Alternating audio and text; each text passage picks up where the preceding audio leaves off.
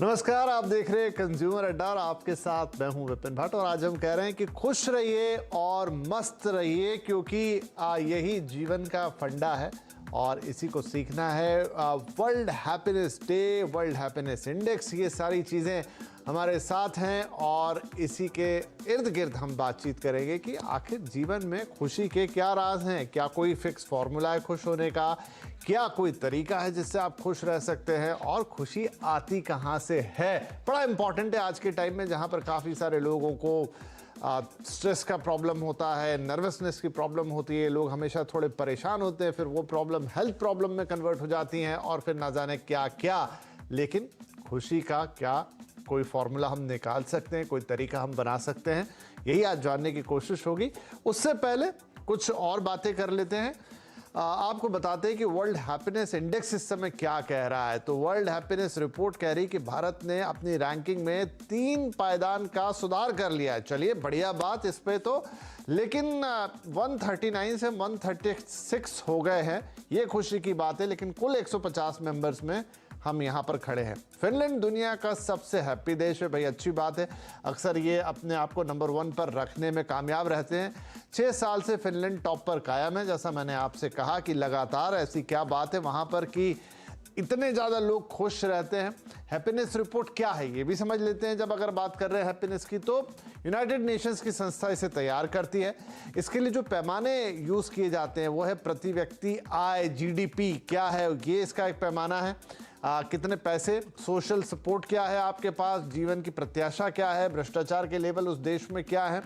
तो ये वो पैमाने हैं। फिर उदारता, शासन व्यवस्था, स्वतंत्रता, जो किसी देश को खुश रखने के काम आती है और ये इस रिपोर्ट को बनाते समय ध्यान रखा जाता है। तो ये तो बात हो गई जब आप बात करते हैं पूरे देश की।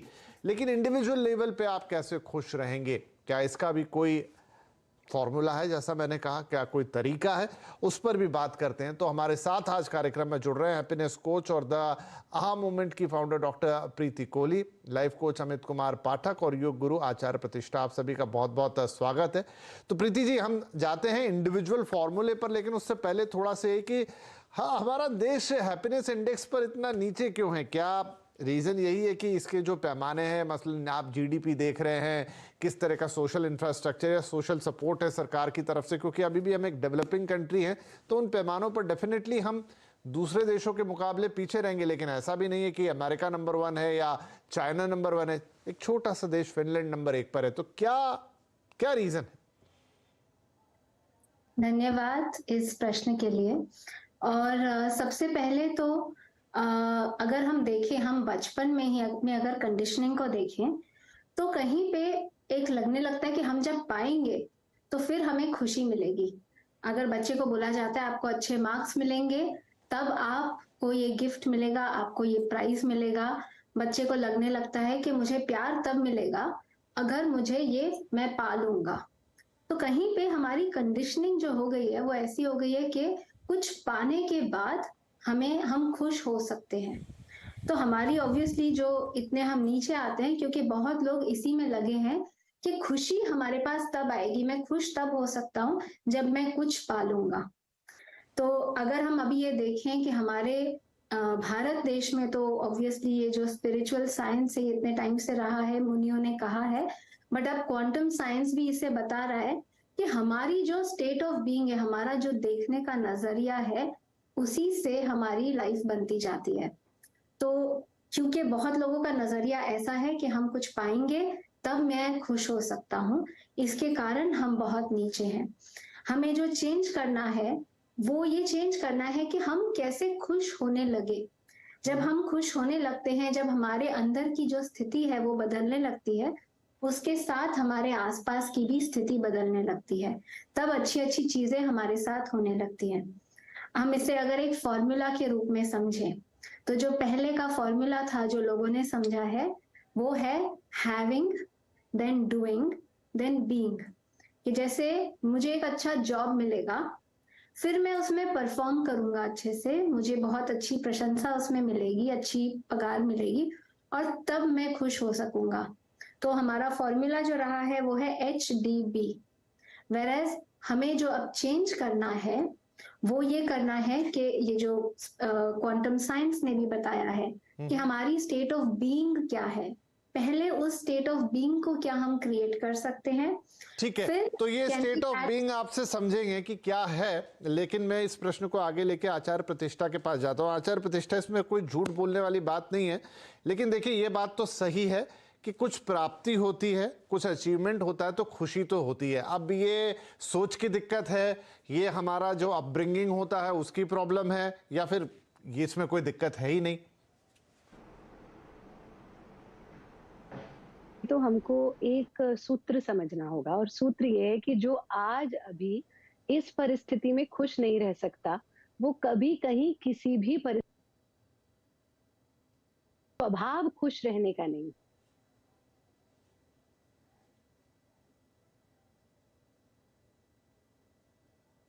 कुछ दिक्कत है शायद यहाँ पे ऑडियो कनेक्शन में। बात आप बहुत कुछ अच्छी कहना चाह रहे थे आचार्य जी, लेकिन हम तक पहुंच नहीं पा रही है। कोशिश करते हैं कि लाइन को ठीक किया जाए। अमित साहब, आप कुछ कहना चाहेंगे इस पर कि खुशी के मायने क्या हैं?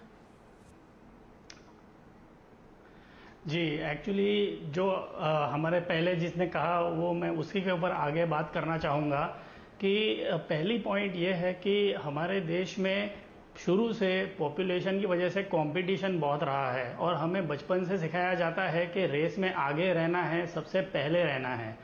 अब इसकी वजह से क्या हो रहा है कि खुशी हम हमारे से बाहर ढूंढ रहे हैं। कोई हम अगर किसी के आगे निकल गए तो हम खुश होते हैं, हम अगर किसी से पीछे रह गए तो हम दुखी होते हैं।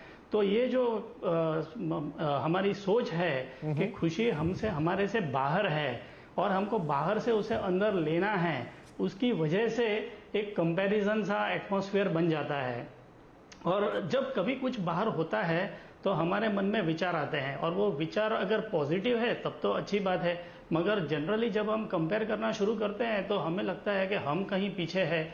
जब ये पीछे रहने के विचार आते हैं तो हमें दुख होता है, और जब ये दुख होता है तो नेगेटिव विचार हमारे माइंड में बढ़ते जाते हैं, और एक हमारे अंदर कुछ समय के बाद में हमारी खुद की जो एक इमेज है, सेल्फ इमेज जिसे कहते हैं, वो छोटी हो जाती है दूसरों के कंपैरिजन में।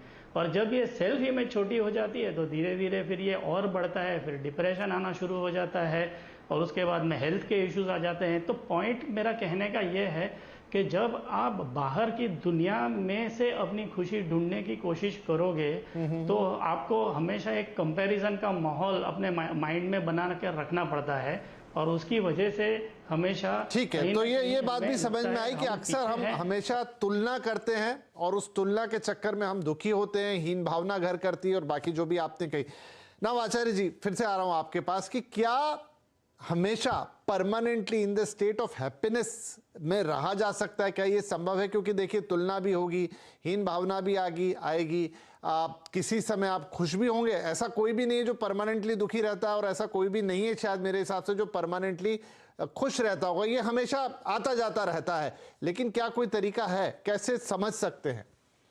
बिल्कुल विपिन जी, और तरीका बहुत सरल है। तरीका है योगी हो जाना, और योग की परिभाषा ही है समत्वम योग उच्यते, यानी हम हर परिस्थिति में समान रह सके।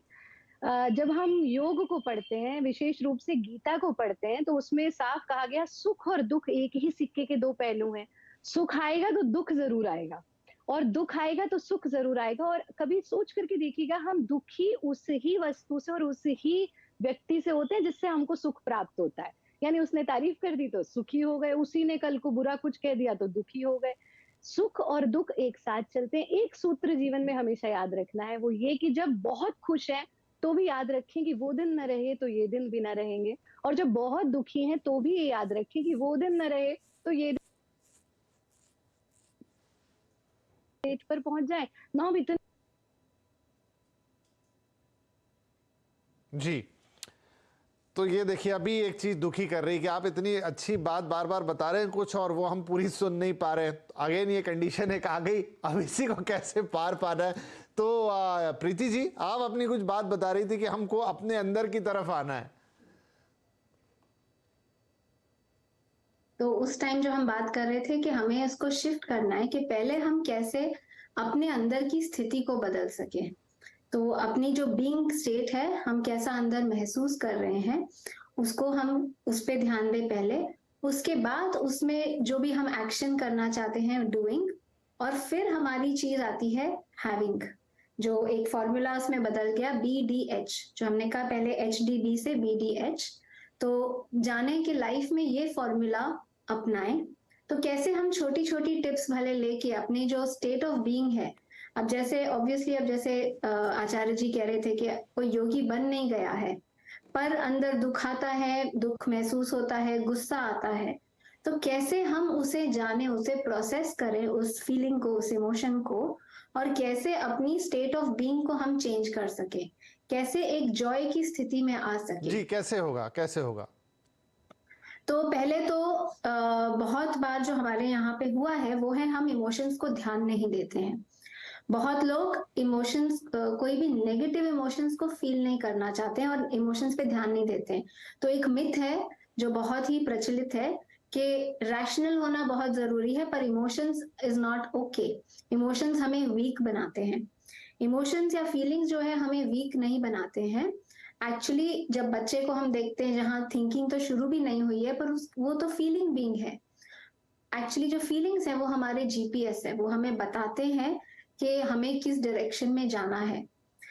पर जब हम ये फीलिंग्स महसूस कर रहे हैं, सपोजिंग गुस्सा आ रहा है या सपोजिंग बहुत सैड है, उसके जो नीचे की परत है वो है नीड, हमारी जरूरतें।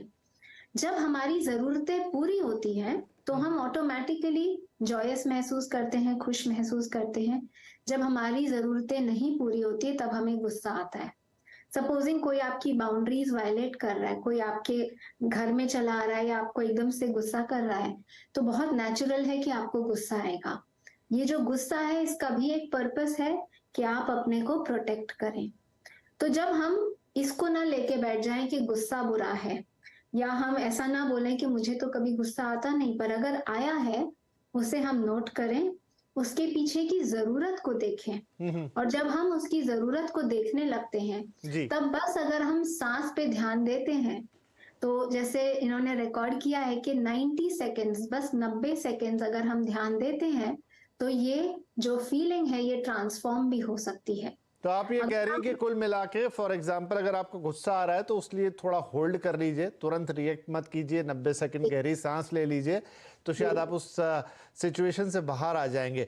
अच्छा अमित जी, एक बात बताइए मुझे, एक सवाल और मेरे मन में आया बातचीत सुनते सुनते, और वो ये कि अब कुछ लोग हम देखते हैं कि स्वाभाविक तौर पे थोड़े से खुश ज़्यादा रहते हैं, कुछ लोग हमेशा ही चिड़चिड़े रहते हैं, तो क्या ये स्वभाव भी मिलता है किसी को? अब वो स्वभाव जो मिल गया जैसे हम नेचर कहते हैं कि भाई कुछ लोगों को ऑटोमेटिकली पता है, उनको ये सारी बातें या गूढ़ बातें या इसके पीछे इतना वो शायद जो भी टेक्नोलॉजी है खुश रहने की वो समझ नहीं रहे हैं, लेकिन वो उनको ऊपर से ही मिला है, और कुछ लोगों को सब समझा दीजिए लेकिन तब भी वो दुखी रहेंगे, क्या ऐसा भी होता है? मैं इसके ऊपर ये कहूँगा कि जी हाँ, कुछ लोग बर्थ से कुछ नेचुरल जेनेटिक से भी मिलता है उनको एक स्वभाव, मगर मेरा कहना ये होगा कि चाहे आपका स्वभाव कुछ भी हो, आप उसे कभी भी जब चाहे बदल सकते हो, और उसके तरीके भी बहुत आसान हैं। जो हम सुनते हैं ना कि ग्लास हाफ फुल है या ग्लास हाफ एम्प्टी है, आप क्या देखना चाहते हो? अगर आप कहोगे कि ग्लास हाफ एम्प्टी है तो आपको दुख होगा, अगर आप ये कहोगे कि ग्लास हाफ फुल है तब आपको खुशी होगी। और ये मेरी एक बहुत सिंपल फॉर्मूला है जो मैं लोगों से कहता हूँ कि हर रात जब आप सोते हो, हर मॉर्निंग जब आप उठते हो, तो आप सिर्फ ये सोचो कि मेरे पास में क्या है और मेरे पास में जो है वो मुझे कैसे मिला है। और जब आप इस बात पर फोकस करते रहोगे कॉन्स्टेंटली, मतलब कि एक हफ्ता, एक महीना, 6 महीना, तो आपके माइंड में एक स्वाभाविक तरह से एक प्रकृति बनने लगती है कि आप हमेशा जो भी देखते हो उसमें ये देखते हो कि हमारे पास में क्या है। और जब हम ये ध्यान देते हैं कि हमारे पास में क्या है, तो हमारे माइंड में वो विचार आ नहीं सकता है कि हमारे पास क्या नहीं है। और ये अगर आप एक नेचर बना लेते हो तब आपको जो कंपैरिजन है वो करोगे, हाँ वो स्वाभाविक है कि हम कंपैरिजन करते हैं, मगर हम ये कंपेयर करते हैं कि हमारे पास में क्या है। अगर आपको किसी पर जी गॉट योर पॉइंट, मुझे आपकी बात समझ में आ गई सर कि आपको आपको ये देखना चाहिए कि अगर मैं आज सो के उठा हूं, मैं स्वस्थ हूं, मेरे हाथ पांव अच्छी तरह से काम कर रहे हैं, सारा दिन भी नॉर्मल है, तो ये अच्छी बात है, इंस्टेड के कोई खराब दिन होता। लेकिन आचार्य प्रतिष्ठा दिक्कत है कि ये बातें हम सब जानते हैं, ऐसा नहीं है कि इसमें कोई भी ऐसी बात है जो आप, मैं या कोई भी ना जानता हो, लेकिन बावजूद उसके हम खुश नहीं रह पाते। जी विपिन जी, हमारी आवाज आ रही है? पहले तो ये जी जी बिल्कुल क्लियर आ रहा है। हाँ। तो ये तो अभी देखिए ना, जीवंत उदाहरण हो गया कि छोटी सी भी कोई बात होती है हम विचलित हो जाते हैं। जैसे अभी हुआ कि अरे आवाज नहीं आ रही, ये भी एक टेंशन। तो टेंशन लेना एक स्वभाव है, जिसका है और जिसका नहीं है। यानी हम कुछ हैबिट्स को क्रिएट करते हैं, है ना। हम हमारे घर में भी जो चीजें जहाँ रखी होती है, हमारी आदत हो जाती है, कोई चीज जहाँ है हम उधर की तरफ ही भागेंगे, घर की सेटिंग चेंज हो जाती है, कुछ समय हमें एडजस्ट होने में लगता है। ऐसे खुश रहना एक स्वभाव है जिसको हमें अपने अभ्यास से, विद्या अभ्यसनी नहीं है वो प्रसिद्धि, विद्या अभ्यास से ही प्रसन्न होती है। ज्ञान तो है, लेकिन अभ्यास में कैसे लाएं, तो उसके दो बहुत सरल तरीके हम योग में करते हैं और आपके चैनल के माध्यम से यही बता देते हैं। अपने दिन का शुरुआत हम अगर भारत योग के ग्रेटफुलनेस मेडिटेशन से करें, यानी कुछ नहीं करना, आप भी चाहें तो बैठे बैठे हमारे साथ कर सकते हैं। बस जब सुबह सुबह उठे, आंख बंद करके बैठे और एक लंबा गहरा सांस लिया, सांस छोड़ दिया, एक बार और लंबा गहरा सांस लिया, एक्सेल, ऐसा 3 बार किया। चेहरे पे हल्की सी मुस्कुराहट और मन में सिर्फ ये भाव, थैंक यू परमात्मा, प्रभु आपका बहुत बहुत धन्यवाद, मेरे पास सांस है। बस इस भाव से अगर हम अपने दिन का आरंभ करते हैं कि जीवन में आज न जाने कितने लोगों के पास सांस नहीं रही होगी, मेरे पास है, I am grateful for that, I am thankful for that, क्योंकि ये है, ये हृदय की धड़कन है, ये सांस है, तो आगे बहुत कुछ हो जाएगा। और दूसरी चीज, बार बार एक रिमाइंडर अपने आप को देना है that nothing is permanent in this human life. हमारे जीवन में सुख को समझने के लिए ये समझना होगा कि दुख कहाँ से आ रहा है। दुख इस बात से आ रहा है क्योंकि हम सोचते हैं कि हम एक टेम्पररी लाइफ में परमानेंट चीजों को ढूंढ रहे हैं। परमानेंट घर हो जाए, परमानेंट रिलेशनशिप हो जाए, परमानेंट नौकरी हो जाए, परमानेंट चीज अपना लूं, फिर एक दिन हमें रियलाइज होता है कि नहीं, यहाँ तो मैं खुद ही परमानेंट नहीं हूँ और मैं परमानेंट चीजें ढूंढ रहा हूँ। तो ये जो टेम्पररी, मैं टेम्पररी हूँ, ये बोध जो है ना, ये हमें आनंद की ओर अग्रसर करते हैं। और जितना कुछ है उसमें हम खुश रहेंगे, मोटिवेटेड रहेंगे कुछ करने के लिए, लेकिन ना मिला तो दुख नहीं होगा, हमेशा सुख की अवस्था में रहेंगे। तो सारा, मुझे लग रहा है इतनी बातचीत सुन के आप तीनों ही मेहमानों की, कि सारा मामला समझ की फेर का है और वो समझ आपको डेवलप करनी ही पड़ेगी, उसके बिना काम नहीं चलेगा, नहीं तो आप उस भंवर में गोल गोल गोल गोल गोल गोल घूमते रहेंगे। तो चलिए इसी बात पे एक छोटा ब्रेक ले रहे हैं। ब्रेक पे आके थोड़े अगर कुछ और चीजें हो सकती हैं जिससे आपको इस समझ को डेवलप करने में मदद मिले, तो वो हम अपने मेहमानों से पूछेंगे कि कैसे आप अपना वो जो पूरा एक थॉट है उसको क्लियर कर सकते हो, जिस पे कहीं धूल है, कहीं धुंध है, और शायद हो सकता है कि फिर वो साफ साफ दिखाई देने लगे। एक छोटा ब्रेक, बातचीत जारी रहेगी।